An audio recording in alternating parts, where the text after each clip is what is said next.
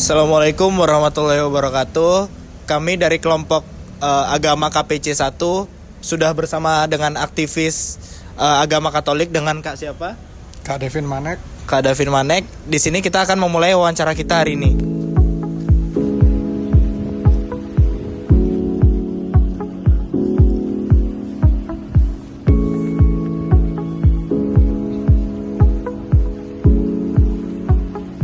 Oke, jadi ini adalah gereja interior dari gereja Katedral Surabaya yang tidak pernah berubah sejak tahun 1921.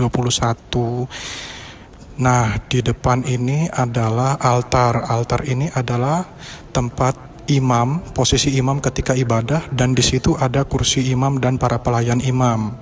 Ya, ini adalah altar. Kemudian kita bergeser, ini adalah tempat atau kursi jemaah. Mereka duduknya, jemaat duduk di sini, dan di sana itu ada mimbar khutbah zaman dulu. Jadi memang ditempatkan di tengah-tengah gereja dengan posisi agak tinggi supaya jemaat semuanya bisa dengar. Tapi di interior gereja yang modern zaman sekarang jarang terdapat podium mimbar seperti itu. Nah, ini adalah jendela gereja kaca patri yang di setiap sisinya tuh ada simbol-simbol yang khas gereja Katolik, yang itu semua masing-masing ada artinya yang berbeda-beda, yang memiliki arti-arti rohani tersendiri. Ini merupakan pengingat bagi umat Katolik dari zaman ke zaman, sebab artinya ini sesuai dengan Injil dan tidak pernah berubah. Nah, di atas itu adalah tempat paduan suara dan musik. Jadi di atas itu adalah tempat bagi para pelayan paduan suara gereja dan organis gereja.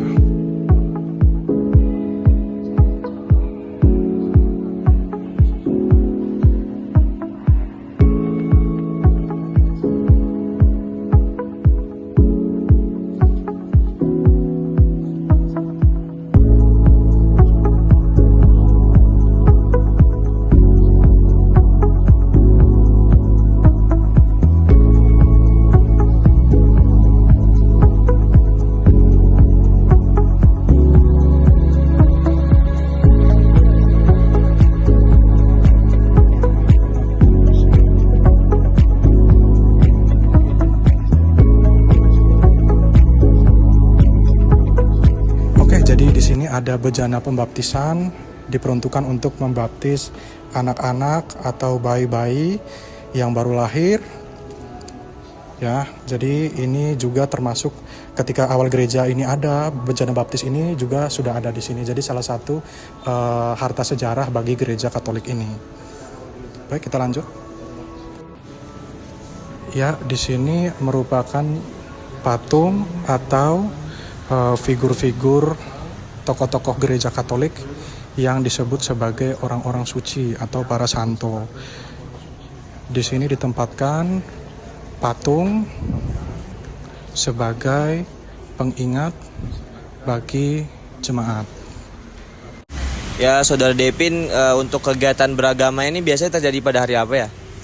Kegiatan beragama atau kalau dalam gereja Katolik khususnya itu misa atau perayaan Ekaristi itu dilakukan setiap hari, dan itu biasanya menyesuaikan jadwal gereja-gereja yang ada. Nah, jadi memang khususnya itu setiap hari Minggu yang ramai, tapi setiap hari itu ada, bahkan di gereja ini sampai 3 kali dalam satu hari, yaitu jam 5:30 pagi, jam 6 lewat, jam 6:15, dan jam 6 sore. Tetapi khusus hari Minggu karena ramai dan memang itulah hari beribadahnya, itu bisa ada sampai 4 kali ibadahnya. Ya. Oke. Sebagai aktivis Kak Devin tuh sebenarnya di sini tuh sebagai apa sih, Kak? Jadi saya di sini sebagai organis atau pelayanan musik gereja. Ya, itu saja. Ya, izin bertanya, Kak Devin awal mula aktif di pelayanan gereja ini tuh sejak kapan ya? Jadi semenjak saya berkuliah di Surabaya. Oh. Jadi sejak tahun 2023 pertengahan. Sebenarnya saya sebelumnya sudah pelayanan di Samarinda di bidang yang sama, tapi ketika saya berkuliah di Surabaya saya melanjutkannya lagi.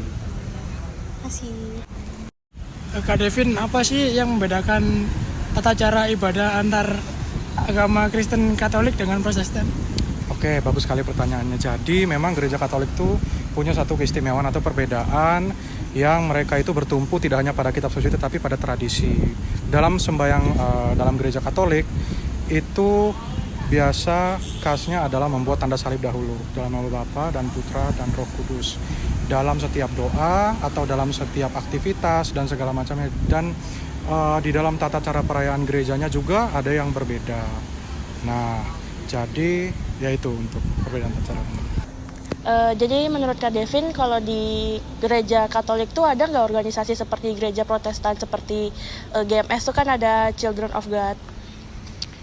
Baik, memang gereja Katolik itu bidang pelayanannya sangat luas sekali ya, dan di sana juga terdapat pembagian dalam organisasi dan spesifikasinya. Nah, khusus bagi kita seperti orang-orang muda ini ada orang muda Katolik, ya itu biasa menjadi tata tertib gereja, ya, atau di sini juga ada wanita Katolik Republik Indonesia, atau mereka istilahnya yang mau menjadi misionaris juga ada komunitas-komunitas seperti Opus Dei dan lain sebagainya yang membantu mereka menunjang pelayanan mereka dengan orang-orang sefrekuensi dan satu misi mereka. Oke, terima kasih. Jadi berdasarkan dari hasil observasi kami ke tempat beribadah Katolik, di sini kami belajar untuk melihat sejarah-sejarah dari beda agama, serta dibantu dengan saudara Devin untuk melihat perbedaan di agama di Indonesia itu sangat kaya ya. Contohnya di Katolik ini banyak arsitektur-arsitektur yang berbau dengan sejarah, serta dipengaruhi juga oleh agama, itu sangat bagus. Sekian wawancara dan observasi kami ke tempat ibadah Katolik.